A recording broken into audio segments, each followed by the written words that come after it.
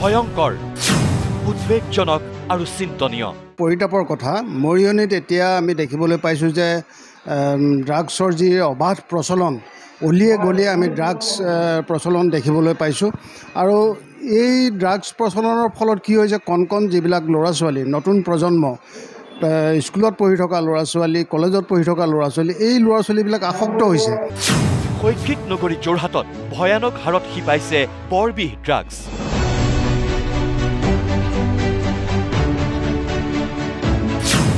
যোৰহাটৰ অলিয়ে গলিয়ে কিশোৰ কিশোৰী যুৱক যুৱতীক কোনে যোগান ধৰে মাৰাত্মক ড্ৰাগছ।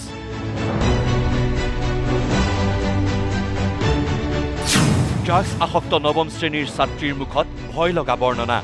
9ত ক্লাছ 9ত তুমি এই ড্ৰাগছ কেতিয়াৰ পৰা ল'বলৈ আৰম্ভ কৰিছিলা? এবছৰমান হ'ল। এবছৰ? কোনে শিকাইছিলে তোমাক এই খাবলৈ? লগৰ কিছুমানে। ক'ত পোৱা তুমি এইবোৰ ড্ৰাগছ? এইবোৰ যোৰহাট চিনামৰা ইয়াতে পোৱা যায়। মৰিয়নিত কোনে দিয়ে তোমাক? মৰিয়নিত আছে কিছুমান। এইটো তাহাঁতি য'ত ত'ত আহি পিনে দি থৈ যায় ন। ল'ৰা কিমান জড়িত আছে? বহুত ল'ৰা জড়িত আছে। তেওঁলোকৰ বয়স কিমান হ'ব তোমাক যিবিলাকে দিয়ে এইখিনি ড্ৰাগছ? 20-21। হয়, যোৰহাটত এতিয়া এয়াই বাস্তৱ। ড্ৰাগছৰ কৰাল গ্ৰাসত ভয়ংকৰ হাৰত কোঙা হৈছে নতুন প্ৰজন্ম। এই যে ছাত্ৰীগৰাকী দেখিছে, তেওঁ এবছৰৰ পূৰ্বে ভৰি দিছিল অন্ধকাৰ পৃথিৱীত। নৱম শ্ৰেণীত অধ্যয়ন কৰি থাকোঁতেই ড্ৰাগছৰ কবলত পৰিছিল ছাত্ৰীগৰাকী। পিতৃ মাতৃৰ সাঁচতীয়া ধন চুৰি কৰি প্ৰতিদিনে বৰবিহৰ সোৱাদ লৈছিল নৱম শ্ৰেণীৰ ছাত্ৰীগৰাকীয়ে।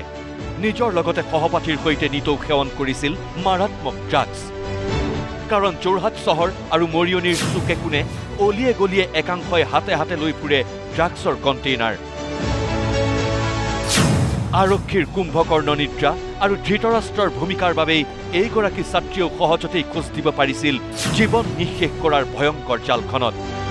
এতিয়া সেই নিষিদ্ধ পৃথিৱীখনৰ পৰা মুক্তি লাগে ভুক্তভোগী ছাত্ৰী। ভাল হ'ব বিচাৰোঁ, এইবোৰ এৰিব বিচাৰোঁ। ড্ৰাগছ এৰিব বিচাৰে? তো মোৰ লগৰ কিছুমানে কৈ থাকে খাবলৈ, তো সেইটো কাৰণে মোৰ এৰাটো নহয়। তো এতিয়া মই 3-4 মাহ হ'ল তাহাঁতৰ লগত লগ নাই কৰা, নাই খোৱা। মোক কয় এৰিব মানা কৰে, এৰি দিলে তাহাঁতিও খাব নোৱাৰিব ন। ড্ৰাগছ খাবৰ কাৰণে তুমি কিনিবৰ কাৰণে টকা ক'ত পাইছিলা? ঘৰৰ পৰা লৈ গৈছিলোঁ। ঘৰত তোমাক কোনে টকা দিয়ে? টকা কোনো নিদিয়ে, মই নিজে ওলাই পিনে লৈ যাওঁ। ঘৰৰ সোণৰ বস্তু তুমি চুৰ কৰিছিলা?